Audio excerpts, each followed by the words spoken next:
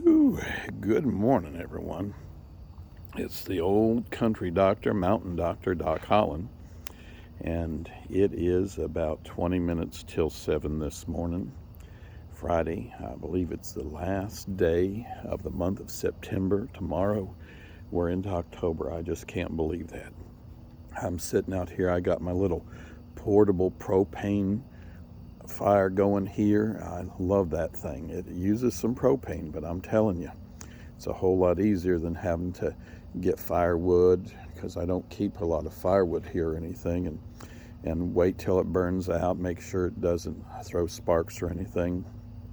It's pretty handy, and it feels real good on a morning like this where it's down in the low 40s. I got my coffee over here. That's decaf. My second cup, it's just real warm. Got my little old lights. That one right there is a solar light, and that one is a battery powered light that I got for camping and for being out here like this. But I thought it would be kind of enjoyable to do another Appalachia Before Dawn, and specifically talk about Clay County, Kentucky. Now, just so you know, I'm sitting here, I'm still in my bathrobe and got bedhead still, and I think you'd rather watch the fire a little bit as I talk rather than look at me. Want to talk to you, as I said, about Clay County, and want to talk to you about one of the earliest inhabitants, permanent inhabitants of Kentucky's Clay County, which was a mother county. It was bigger than it is now. It made up of a number of counties back then that exist now. His name was John Gilbert Sr. Now, he was born in about 1757.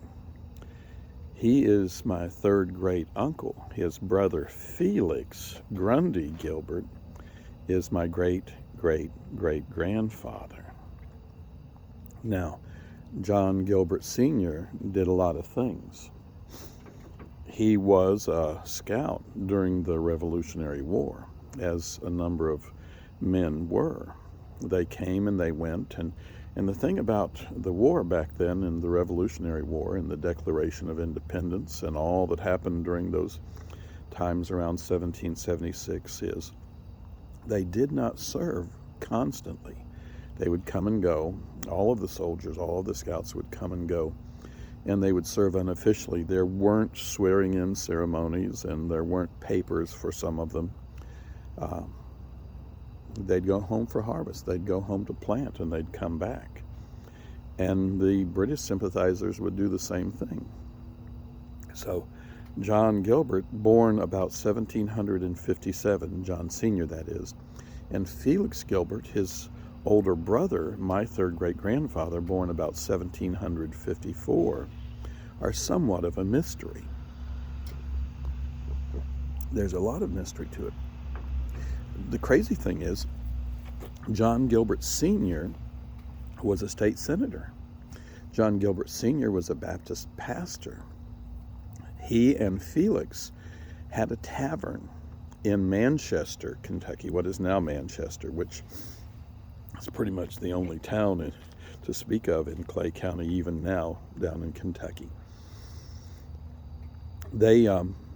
They were there early on. John was there as a long hunter right after the Revolutionary War. And John had a salt work on what is now Gilberts Creek. That's where he lived. That's where he's buried. And he, like a lot of folks down in Clay County, 12 other locations, there were salt works. The biggest one is the Goose Creek Salt Works, right in downtown, what is now Manchester. But there were 12 different locations. John is somewhat of a mystery. As I said, he was born in 1757 approximately, and he died in 1869, which would make him 111 years old, according to what he claimed. His brother Felix is a little bit easier to figure out, my ancestor. He was born in 1754, and he died at the age of 99. And he lived up into the 1800s. But they are both a bit of a mystery, because we don't know who they were as far as family. We know that at one point they claimed to be from North Carolina, but we don't know who their parents are. Some people have said that Felix and John were half-brothers, but there's absolutely no evidence one way or another. That's very possible that they had different daddies, the same mama, maybe had different mamas and the same daddy, but we just don't know any of that. I suspect because their last name is Gilbert that they would have the same daddy and different mamas. But again, as I said, can't be proven. John Sr. had lots and lots and lots of different jobs and different things. He was a midwife. He was a doctor, self-taught doctor. Delivered babies all over the area. And the interesting thing about the two of them is that they were both surveyors. That's a big deal. Here's what's a big deal about it. We know for a fact that John Sr. settled permanently in Clay County no later than 1804. He was one of the first. When Dylan Asher came and settled in that area, John was already there. Now there's some other men that were there a little bit earlier, perhaps. Thomas Smith is one that I believe was there perhaps earlier. Thomas Smith is another one of my lines, another one of my ancestors. I have an Allen family that came a little bit later than that. My Holland family were latecomers.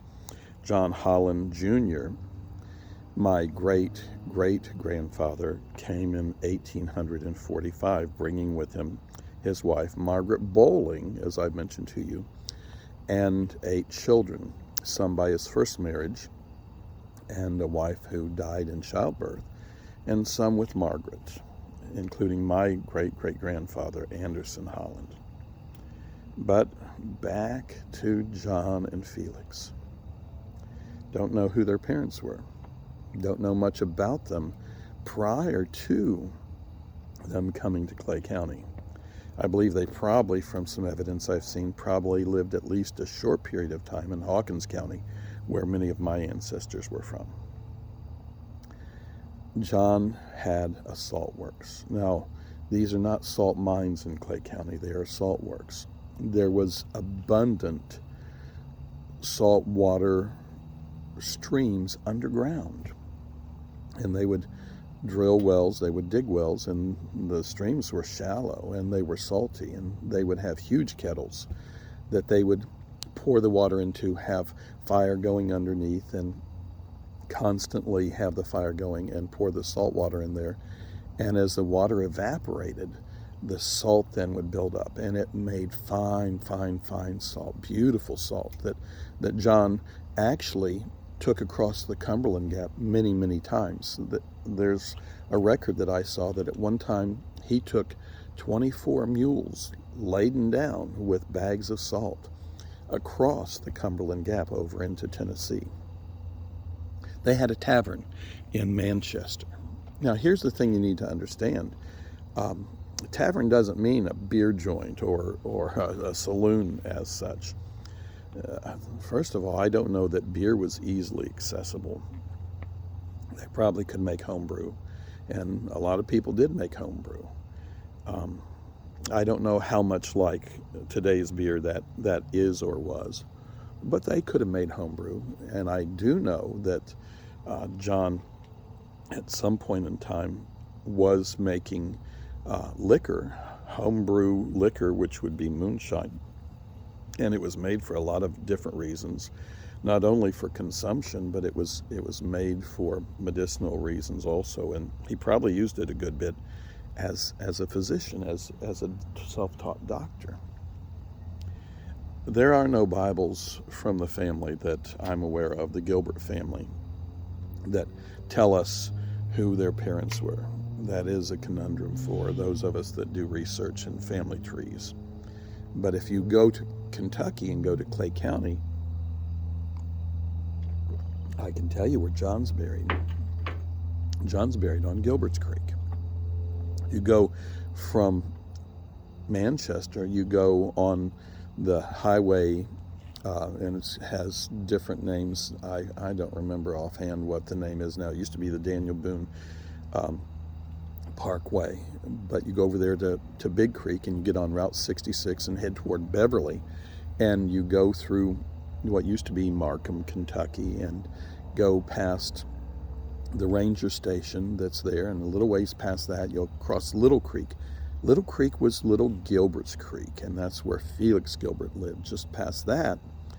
And Little Gilberts Creek, there's a culvert that goes underneath the road, and we used to go through that, but Felix lived there, and it used to be Little Gilberts Creek. Now they just call it Little Creek. That's where my mama and papa lived, right on the corner of 66, if you will, where 66 goes over Little Creek, and just past that to the left is Gilberts Creek, and that's where John Gilbert Sr. is buried, as well as his wife, who was a bowling.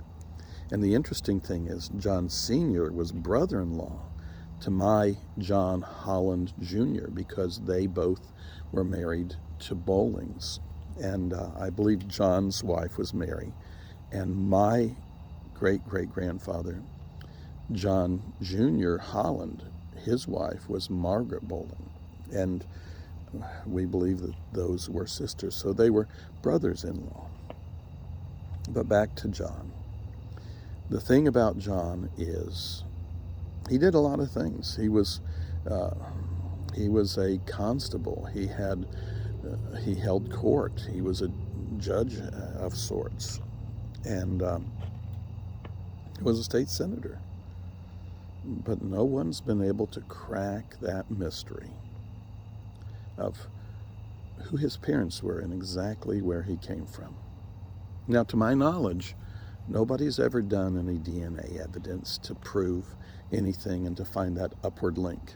I've done that with my family tree, with the Holland, Holland family, which became Holland, Hollen, in 1904 when my papa joined the Army, and the Army spelled it with the En and not the A-N-D. I've mentioned that to you before also.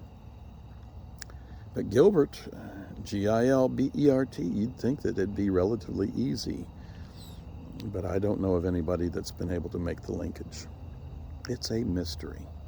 And the crazy thing is, it's a mystery for somebody who was well regarded, well known, and was in Clay County a historical figure. There's even a roadside sign about John Gilbert because of all the different things he did. But who was he, really? It's hard to say. Revolutionary War scout, surveyor. He surveyed thousands and thousands of acres between John and his brother, my ancestor Felix, and their sons and grandsons. The Gilberts surveyed tens of thousands of acres. The two Gilberts owned, between the two of them, way over 20,000 acres. But we just don't know. That's a crazy thing. We just don't really know.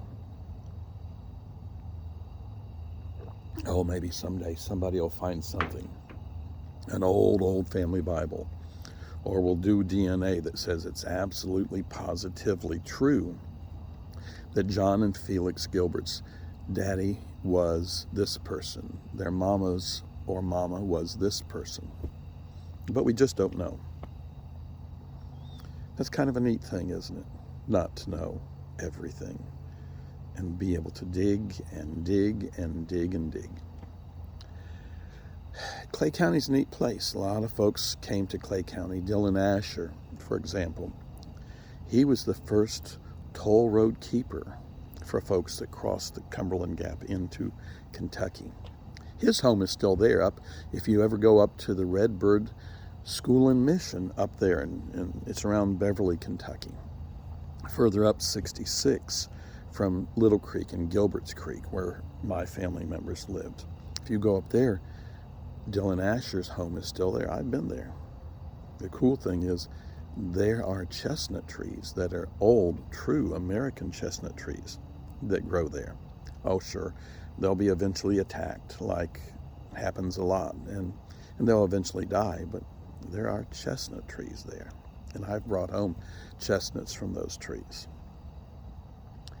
So it's starting to brighten up there in the east. The sun will be coming up there shortly, and it will soon be day. The very last day of September. Oh my, the year is fleeting fast. Now, I get to go down to the mountains in October. Homecoming for my little settlement school, high school, Oneida Baptist Institute, is the 22nd of October. And at this point in time, my roommate from high school, Bobby Clark, is going to be there, and some other friends are going to be there. And it's a joint homecoming because of COVID for the classes of 70, 71, and 72. Don't know who will be there. But if you went to Oneida in those years and you're going back, let me know. So with that, this is the old mountain doctor, Doc Holland, enjoying a little bit of a fire, warming his feet up, having his second cup of coffee, decaf of course, because y'all don't want to see me wound up on caffeine. Telling you to have a blessed morning and come back and visit with me real soon.